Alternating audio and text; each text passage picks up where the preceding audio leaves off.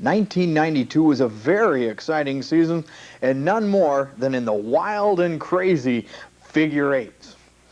In the first 6 weeks of the seasons, Raceway Park crowned 10 different winners in the figure eights. On any given night, any one of those drivers could come home with a checkered flag. Let's meet these daredevils of the Speedway right now. Out of Chaska, number 12, Tom Sabilla. Number 57, Mad Dog, Doug Fitzgerald. Number 33 in the M-Pack Chevrolet, Roger, Give Me Another Schmidt.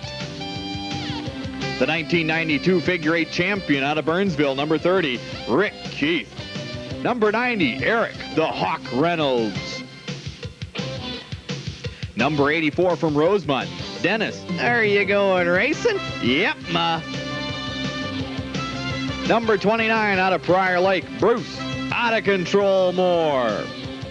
Number 27, a big high from Mr. Dave Paulsarud.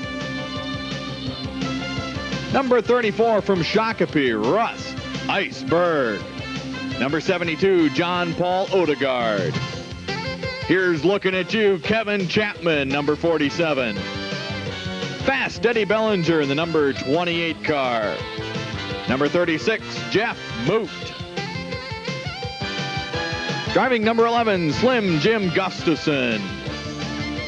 Driving the number 6 car out of Chaska, Shane Tesh. Dennis the Menace Barta in the number 03 from Richfield. Carrying on his father's tradition, Dicker Moline. Out of Shakopee, number 78, Ralph Sager. Number 4 from Rosemont, doing double duty in 92, Mama's boy, Brad Miller. And number 91, Al DeFrance. The next champion that Wally will be speaking with has been racing at Raceway Park for only 3 seasons. Last season he was involved in one of the most spectacular crashes in Raceway Park history. 2 seasons ago he was named Rookie of the Year. This season he brings home the championship. He ran consistently throughout. He came out on top with 5 feature wins. The 1992 figure eight champion from Burnsville, Rick Keith.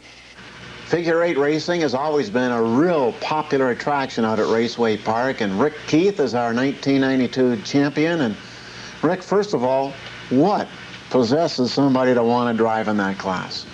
Well, that's a good question. I guess it's an opportunity to race, I guess is the only way to say it. It's fun. It's hairy at times, but it's fun. Hairy at times is an understatement. What do you think about it? What are you looking for when you're going through that X? And you've got to do that 30 times each race. Well, you're looking for nothing. You don't want to hit anything is the main thing. If you're looking for something or see something, you're probably in trouble. The main thing is to keep an eye for where everybody else is. Now, you're a relative newcomer to the series at Raceway Park. Did you ever, in your wildest imagination, feel you'd be a track champion going into this racing season? Well, I guess I was hoping it was going to end that way. Whether I thought realistically it was going to happen, probably no. There's a lot of guys that have been out there for a lot of years, and I guess somebody's got to get lucky.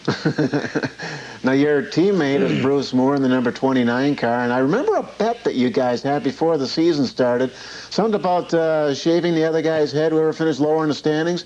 He's still got a full head of hair. What's going on? I don't know. I guess officially the bet never took place. Unofficially it might have. Might have been after hours. So he's still got a full head of hair, and we'll have to see what happens yet. There's still time. Well, Lady Luck obviously has a lot to do with the racing circuit, but you also had some Lady Luck in your own home because you had a special meal on race day. Yeah, well, the last few weeks, most of the year I couldn't eat. Race day was pretty much just a day to leave me alone and let me get the car ready. Patty, my wife, on the last few weeks decided to make pancakes, and I tried one and had no problems with it, so I got superstitious all of a sudden and decided we better have pancakes for the last 3 weeks of the year, so that's what we did. It was extra close going into the final night. There was just a matter of, 2 or 3 points separating you and Dennis Barta, and the way you drew your chips, of course, is 2 races. In one race, you get to start up a little closer than the other. What were your thoughts going into that final night after the chip draw?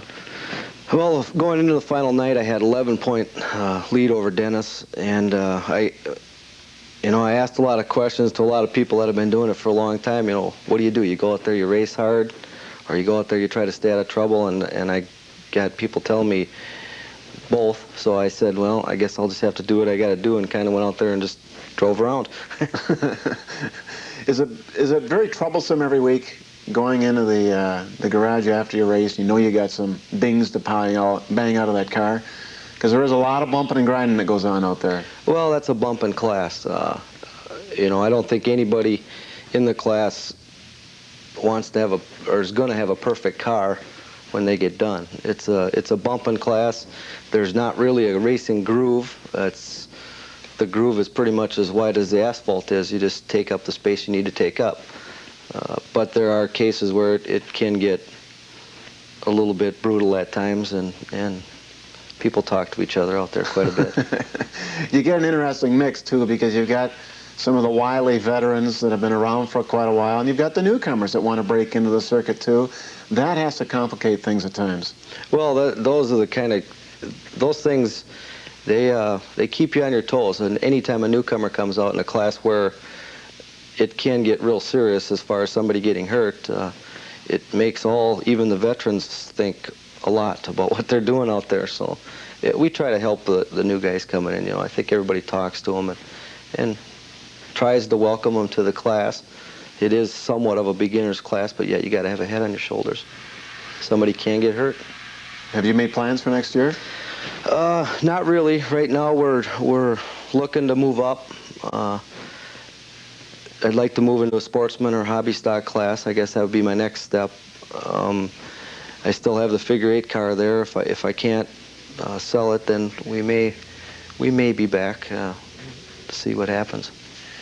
Rick, keeping that car going all season long, I'm sure there's a lot of people that you want to thank for the success you had this year. Yeah, there sure is. I'd like to thank Joe Miller Holmes, who was my primary sponsor. Without him, we wouldn't be out there, and hopefully we'll be able to retain him for next year. Minnesota Lifts, another sponsor of mine. C&M Welding, a neighbor of mine who does all my welding. And I'd also like to thank my crew chief, Steve Hansen, who was persistent all year at keeping me working on the car and keeping himself busy working on the car, because it is a lot of work to keep one of those things moving. And my wife. I have to thank my wife. She put up with me all summer long, which wasn't easy. Well, it was a tremendous racing season for Rick Keith, our figure 8 champion in car number 30.